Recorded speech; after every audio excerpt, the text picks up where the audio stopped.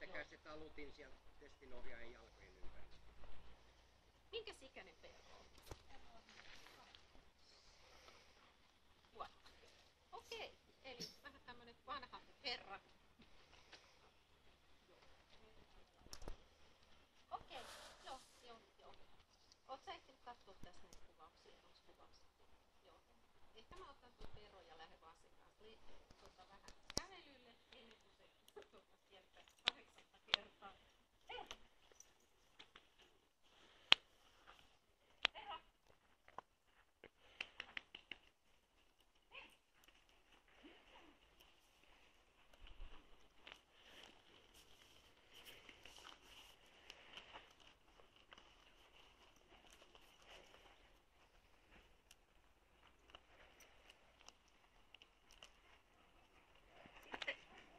Mä annan sulle tästä. Ota ihan hihnan päästä kiinni.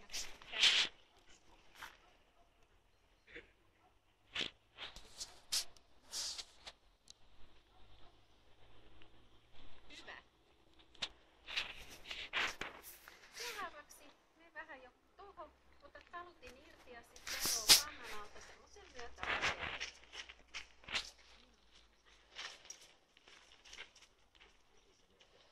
Heitä talutin siihen loppuun. Mä annan sulle tää plunkkiesine. Vedä tätä 2 kertaa maata pitkin. Heitä mulle, mä heitän sulle ja sitten heität mulle aina takaisin. Päästä koira ensin.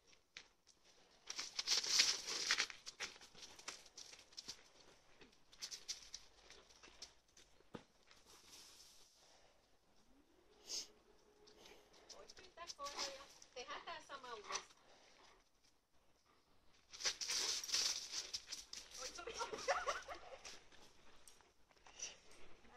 Pitäisikö uudestaan vielä? Joo, ota tota. Rauhassa.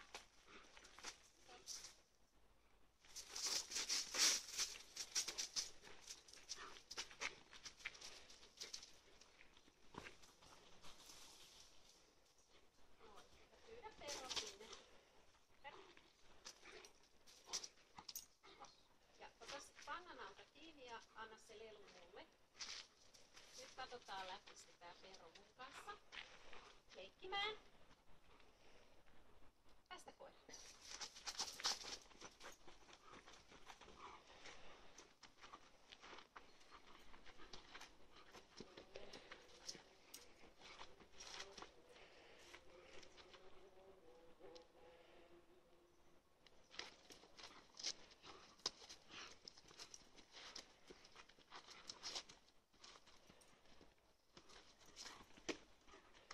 Kutsu koira.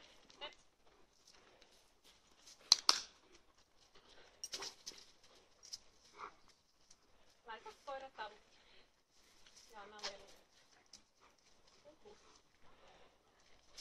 Saisi hyvä harjoituskaveri mulle, kun mun omat koirat ei leikki. Niiden kanssa ei saa treenata tämmöstä. Alkaa.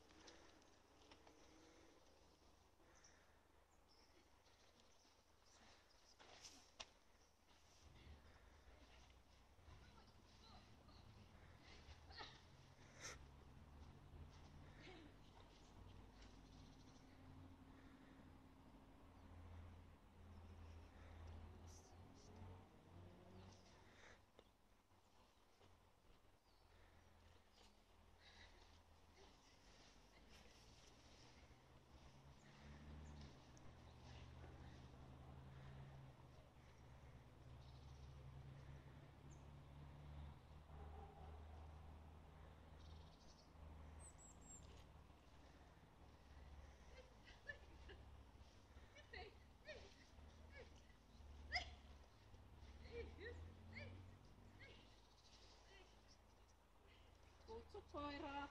Persa! Täällä! Anna sulle tästä on taluttu. Se löytyy sinne.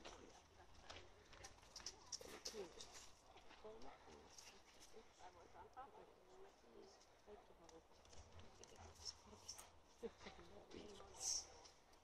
Koira vaan. Ei tuota, tää on viimeinen koira. Mä otan tän mun taskuun. Joo, tuu vaan. Tullaan pois sieltä.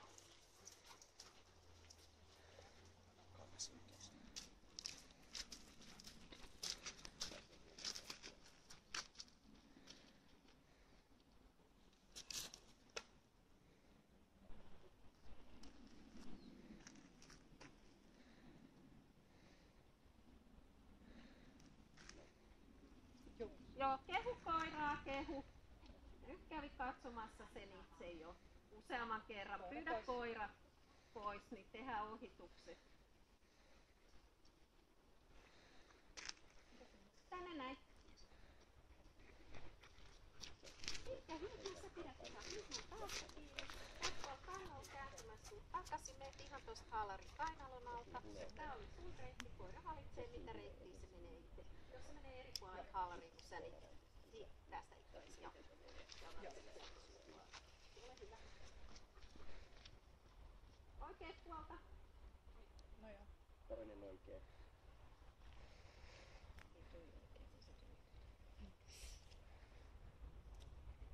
Toista puolta sit takaisin.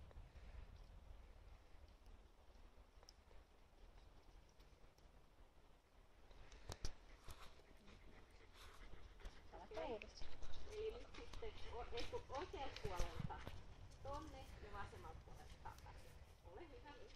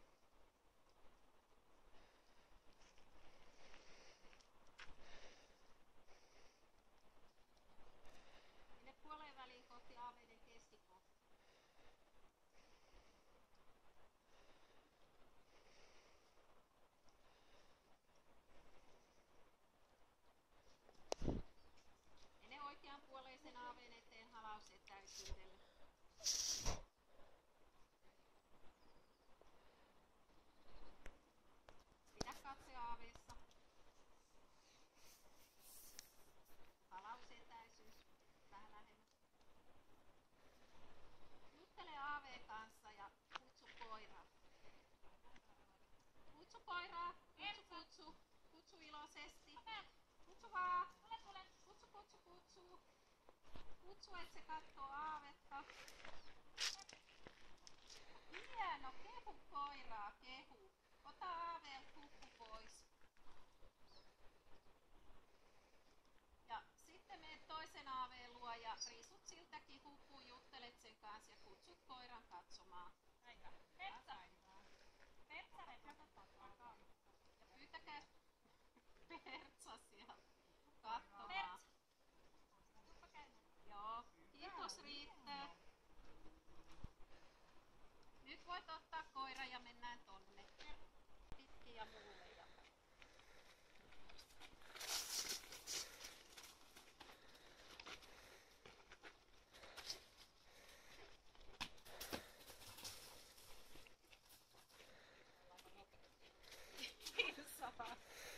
Joo, selvä juttu. Eli sun osalta kuvaus on ohi. Voit leikkiä vaikka koiran kanssa silleen tai mitä nyt haluat tehdä.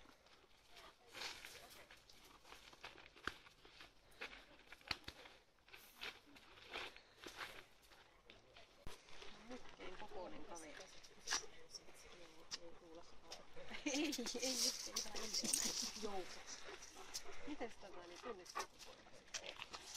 Muutama yllä. Mikä se on? Se, että se on vienen perään lähtenyt. Se lähtee kaiken liikkeen perään. Pieni eläin. Se oli minun yllättävää. Mutta toisaalta me ollaan oltu tässä nyt tää parikuvausta ja se on jo noin laukaukset. Eli silloin se on muuna. Silloin saattanut niin. Joo, se oli niin suurin yllätys. Olin ihan varma, että lähteekö. Joo. Niin sanotusti tolppari peltikatolta. Hyvä. No mikä muu yllätti? No, ei aave se, että se ei niin kuin hirveästi noteerannut niitä, että se on jotenkin semmoinen koira, joka reagoi kaikki vaikka niin kuin voimakkaasti ja vahtiin ja näin. Mutta tietysti täytyy muistaa se, että me ollaan koiralle vierassa paikassa ja se on eri asia aina kuin mitä normaali kotiympyröissä. Eli omalla reviirillä, omissa ympyröissäni koira reagoi itse valmiimmin yleensä erilaisiin asioihin. Ja täällä sitten kun ollaan vieraassa ympäristössä, niin reaktiot voi olla ihan toisenlaisia suurempia.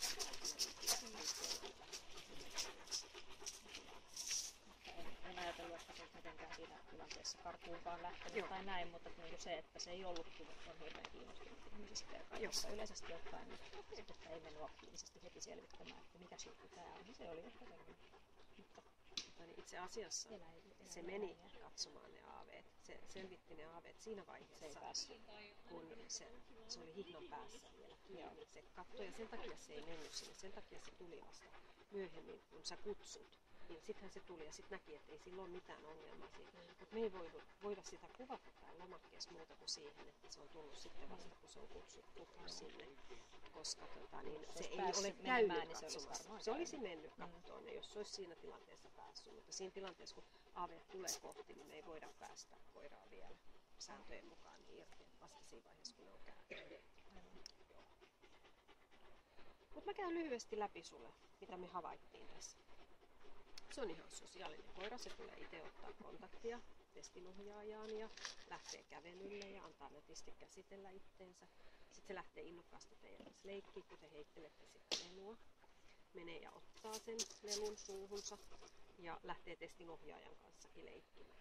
Mutta se kuruote ei ole niin semmoinen, tai sillä ei ole niin hirveätä hinkua siihen leluun, että se menisi suoraan niin kuin ja iskisi kiinni siihen. Ja siinä vaiheessa, kun sitä on heitetty sitä lelua ja samassa testinohjaajan kanssa, että se tulee kiinni, rupeaa vetämään vastaan, mutta sitten päästään välillä irti ja sitten menee uudestaan taas siihen leikkimään. Taka-aju oli tosiaan se, että me ei havaittu yhtään mitään siinä. Sitten toi aktiviteettitaso, kun sä seisot koiran kanssa tuossa rauhassa sen 3 minuuttia.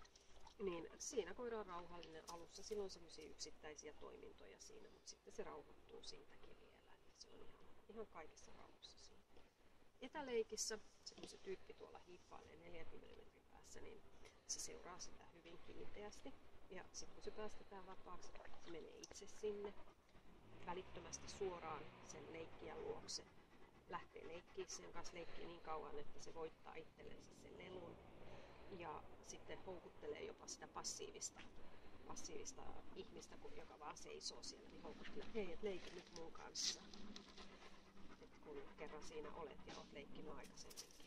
Et siinä taas sitten se leikkihalu jotenkin tulee niin kuin hyvin voimakkaana sitten taas esiin, että kun ajattelee, että toisaalta se on irti susta ja kaukana ihan vieraan ihmisen kanssa, mutta että sitten on valmis kuitenkin leikkimään ja jopa passiivista houkuttelemaan.